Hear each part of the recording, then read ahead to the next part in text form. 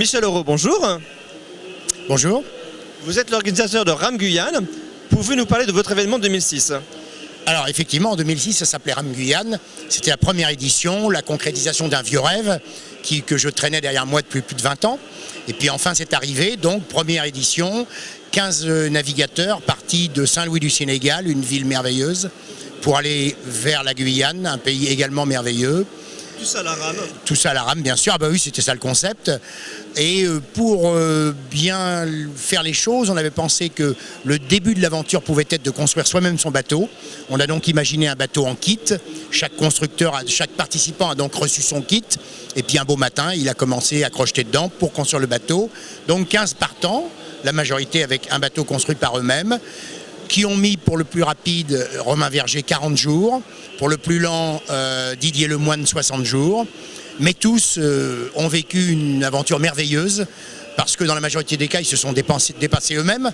Ils n'étaient pas sûrs de pouvoir le faire. C'était un peu une aventure folle, mais ils l'ont fait et ça a tellement été riche au plan humain, au plan de l'émotion, du contact, que à la demande générale, on a recommencé pour une deuxième édition. Il y avait des femmes ?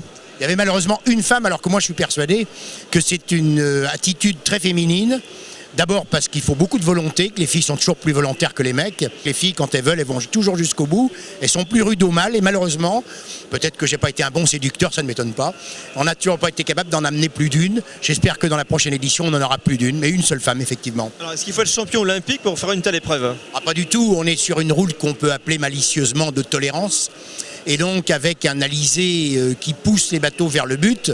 Alors, simplement le faire, c'est très faisable. Si on a un corps bien foutu, une tête bien foutue, quel que soit l'âge, on peut le faire. On n'est pas obligé de ramer comme un damné. Par contre, pour gagner, si vraiment on veut gagner, c'est l'enfer. Alors, quels sont les prochains projets ? Deuxième édition, qui maintenant s'appelle Bouvet RAM Guyane, puisqu'on avait besoin d'un partenaire pour faire mieux les choses, principalement au plan de la communication, au plan de la sécurité, etc. Et donc maintenant, la course s'appelle Bouvet RAM Guyane. On est à 16 mois du départ et on a déjà 23 inscrits. On pense qu'on en aura 30. On espère avoir au moins 2 filles, 3 filles, 4 filles, pourquoi pas. Le même parcours ? Même parcours. On partira donc de Saint-Louis en mars 2009 et on arrivera en début mai, quelque chose comme ça, en Guyane. Belle saison, à la fin de la saison des pluies. Donc beau parcours et belle aventure. Alors j'ai entendu parler d'un autre projet également. Alors effectivement, comme la discipline intéresse, on a décidé de faire une course qui partira du Cap Cod. C'est un peu sur les traces de Gérard Daboville, qui en 1980 est parti du Cap Cod et est arrivé en Bretagne. Notre ambition, c'est de l'appeler RAM Bretagne. Aujourd'hui, elle s'appelle la Route du Nord pour ne pas forcer la main à nos amis bretons, mais on espère bien les séduire prochainement. Et donc, ça partira du Cap Cod pour arriver en Bretagne, à peu près entre 80 et 100 jours, sur une route qui peut être dure. Donc, ça partira en juin, fin mai, début juin 2010, pour une arrivée fin août, début septembre 2010. Michel, plein de très beaux projets. Ben oui, l'avenir nous sourit. Merci pour toutes ces informations. Merci.